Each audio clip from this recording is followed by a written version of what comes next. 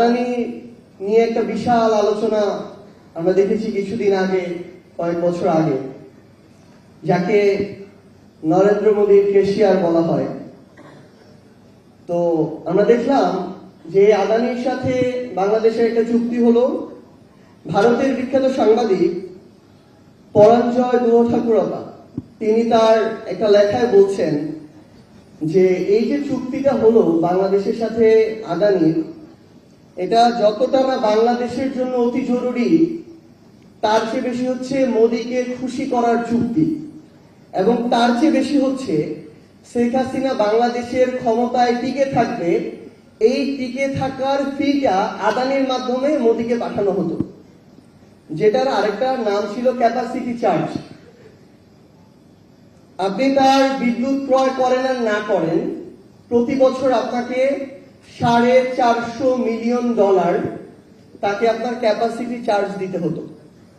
এবং তার চেয়ে বড় দুঃখজনক হলেও সত্য যে এটা যখন নীতি বহির্ভূত হচ্ছিল, তখন শুধুমাত্র ওই চুক্তিটা করার জন্য নীতিটার পর্যন্ত পরিবর্তন করা হয়।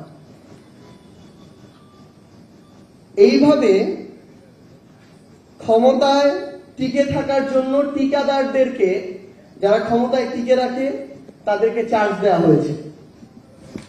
আমরা যদি আরেকটা পরিসংখ্যান দেখি, ভাই একটু আগে বলেছিলেন 2009 সালে আমাদের ঋণের পরিমাণ ছিল 2,76,000 কোটি টাকার মতো, যখন আওয়ামী লীগ ক্ষমতা আসলো। এবং তাদের পতন হওয়ার সময় 24 অগস্টে বাংলাদেশের ঋণ প্রায় 18,36,000 কোটি টাকা, যেটা প্রায় 6 থেকে 6.5 গুণ বৃদ্ধি পেয়েছে এই অল্প কয়েক বছরে। এবং আমাদের বর্তমানে এই যে ঋণের বোঝা, আমরা যদি আগামীতে আর কোনো ঋণ নাও নেই, তাও এই বোঝা আমাদের শোধ করতে প্রায় 40 বছর সময় লাগবে। এবং বাংলাদেশে একটা সদ্য জন্ম নেওয়া শিশু, তার মাথাও প্রায় 1.5 লক্ষ টাকার ঋণ চাপিয়ে দেওয়া হয়েছে।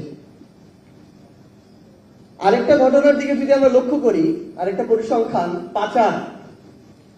পাচার নামক লুটপাট। আমাদের বিগত 16-17 বছরের এই ফ্যাসিস্ট রেজিম তাদের সময়ে পাচার করেছে প্রায় 11 লক্ষ কোটি টাকা,